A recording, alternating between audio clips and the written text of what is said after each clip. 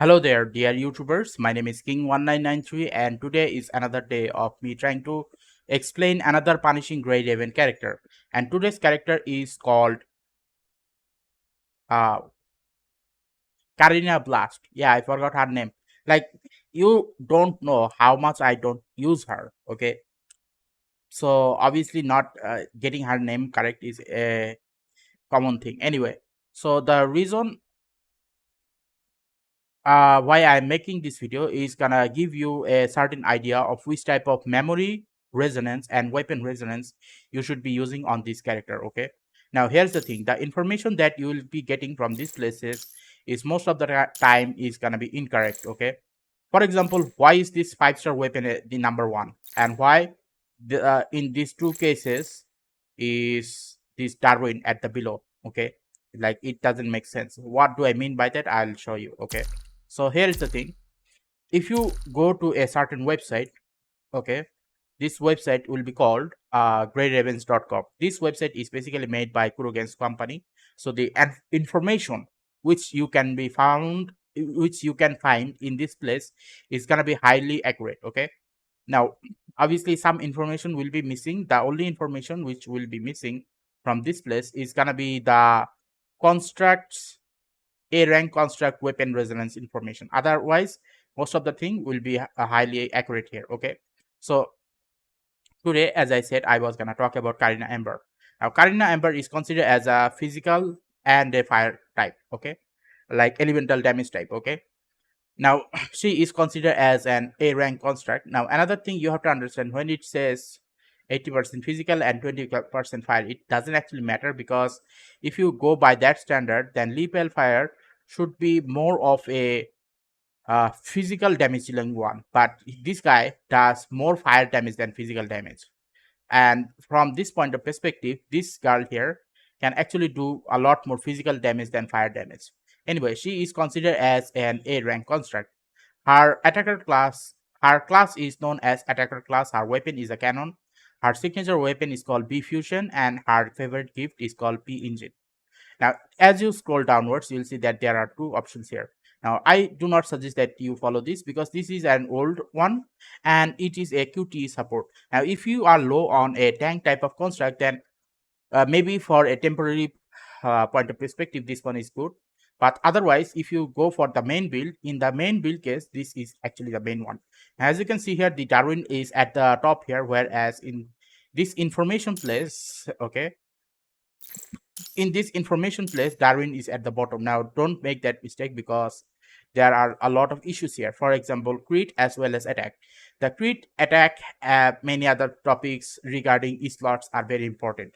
So from that point of perspective, you should be putting Darwin at the top. Okay, to Darwin at the top, and uh, one Hannah. That is, it doesn't matter whether the Darwin is on the left, middle, or right. It doesn't matter, as long as you put them on the top, and put 3 Hannah at the bottom. Okay. Now, when it comes to the memory resonance, because she is considered as a more of a physical damage dealer, you should be giving her 15, sorry, attack plus crit 6 times. And when it comes to core passive, you should be giving her 6 core passive. Okay. Now, the thing is, what this core passive does is basically makes her able to shoot her rocket launcher a lot often, and not lot often, sorry about that. It will basically make her rocket launcher animation a lot more powerful. Okay, not animation, like let's say damage point, a lot more powerful. Okay, so that's the thing. So this build is basically for multi-purpose. So from that point of perspective, you can definitely use this on many different places. Now, otherwise, the question remains is, what is our weapon resonance, since it is an A rank construct and not even here. Okay. Now, I highly suggest that you go to this place here to give a better idea of what is actually happening. Now, there is total 3, which you will be seeing on a regular basis on many of the attacker class construct. So, deadline timing, matrix lightning, and glorious afterglow. Now, here is the thing: deadline timing is going to be the first priority one, because it will basically give you orb, every 45 seconds. It doesn't matter whether you are on the field or off the field. Okay, it will basically give you 25 orbs. Sorry, 25. It is gonna give you two extra random orbs when you come out, and three same signal orbs every time, every 45 seconds. So from that point of perspective, deadline timing is going to be highly important one. Okay, so you should be giving get deadline timing to Karina Blast as a priority one.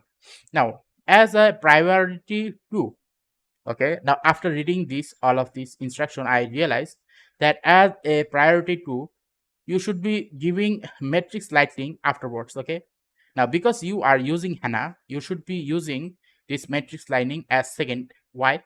Because matrix lightning, what it will do, it basically will activate Hannah's ability to use matrix, and afterwards the enemies will reduce their damage reduction by 10%. Basically speaking, the enemies are gonna take 10% more damage.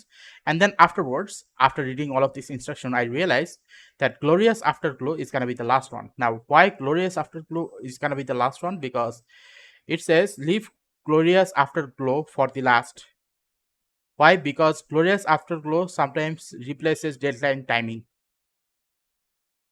but that is only for a certain place. But other than that, when it comes to Glorious Afterglow, what happens is only the last attack.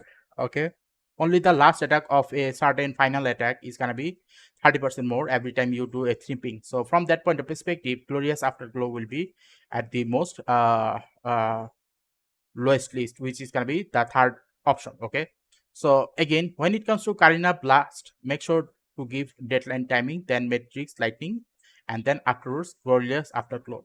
Now, for some reason, it is not given here her passive ability. Okay, so which I will be showing you from this place here. Okay, now as you go to the skill tree, I think in this place,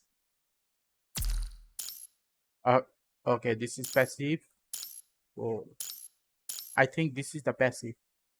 Yeah, this is the passive. So what basically happens is every time you do a 3 ping, she will basically use her artillery tactics, which basically do 80% of physical damage. Okay, so that is an important thing. And if you were to make this uh, resonance up to 6 times, obviously she will be able to do it a lot more damage to the enemy. So yeah, this is a very important one for her. So that is the main reason why you should be using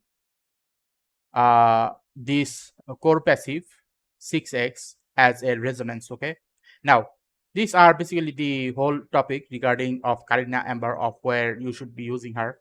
You'll be using her as a attacker, physical attacker. Okay, so don't get confused about that part. So these are the main important thing regarding Karina Plus. Now if you find this video useful, okay, if you find this video useful about Karina Blast, okay, then stay tuned for next time, because next time I'll be talking about rest of the other constructs as well, which has been released in the global version. Okay, other than that, all I'm gonna say, if you like this video, then please give a like and subscribe and click the bell notification icons to get more of this type of topic on a regular basis.